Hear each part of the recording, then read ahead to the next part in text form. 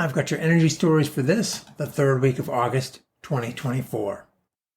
Well, all the projected demand growth for AI-driven data centers was likely to bode well eventually for the small modular nuclear companies. Now we're seeing proof of that. In its latest quarterly call, small modular reactor company Oklo stated that it has non-binding letters of intent for approximately 1,350 megawatts of micro-reactor capacity as of this month, up 93% from last July. Of course, a letter of intent is not yet a power purchase agreement, but it's a start. Interestingly, 50 megawatts of reactor capacity would support oil and gas operator Diamondback Energy's activities in the Permian Basin, but the lion's share would be devoted to data centers. Potential commitments for Oklo include 100 megawatts over 20 years to Wyoming hyperscales data centers and up to 500 megawatts of power to Equinor. Oklo's sodium-cooled fast fission reactors are planned as 15 megawatt or 50 megawatt modules, and these would fit nicely with your typical data center. None of this is likely to result in steel in the ground until the late 2020s or even early 2030s, as Oklo still doesn't have its license from the Nuclear Regulatory Commission.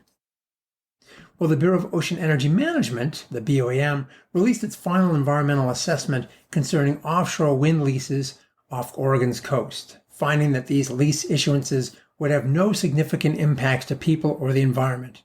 In April, the Department of the Interior announced a proposed offshore wind lease sale for 2 wind energy areas in Oregon, with the first to be held later this year.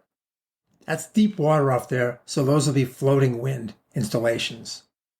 On the East Coast, the Bureau of Ocean Energy Management's auction for 2 lease areas off Delaware, Maryland, and Virginia, the first lease in a decade, yielded 2 provisional winners and $92 million in bids.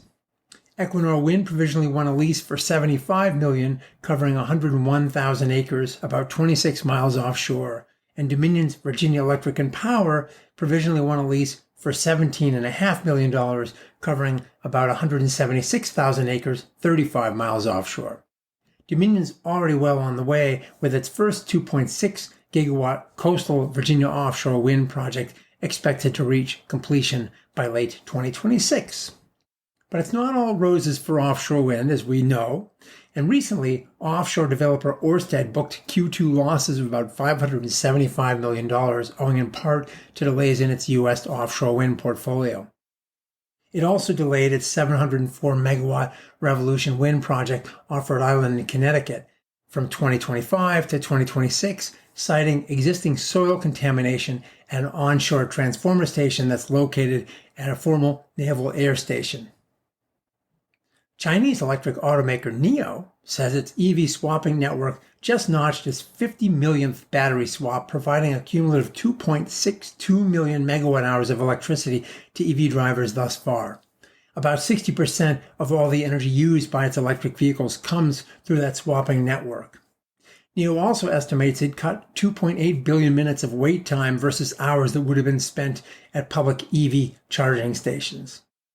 NIO is reported to have almost 2,500 swap stations in mainland China, with 825 located on major highways. And astonishingly, to me at least, these stations offer an average 79,000 services per day.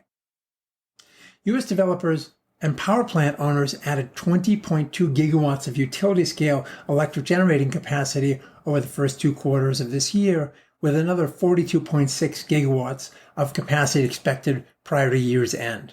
Solar crushed it, totaling 12 gigawatts and representing 59% of all additions.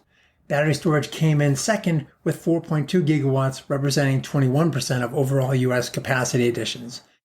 And finally, sodium battery manufacturer Natron Energy announced it will build a $1.4 billion North Carolina factory that can produce 24 gigawatts of its sodium-ion batteries. Although somewhat less energy dense than typical lithium-ion batteries, these don't contain expensive cobalt or lithium.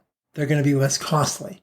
Furthermore, sodium batteries are stable and have long cycle lives, so they'll be perfect for power grids, although we're seeing some sodium batteries already in EVs in China. Natron Energy hasn't yet announced the construction start date, but we can expect to see that soon. Thanks for watching, and we'll see you again next week.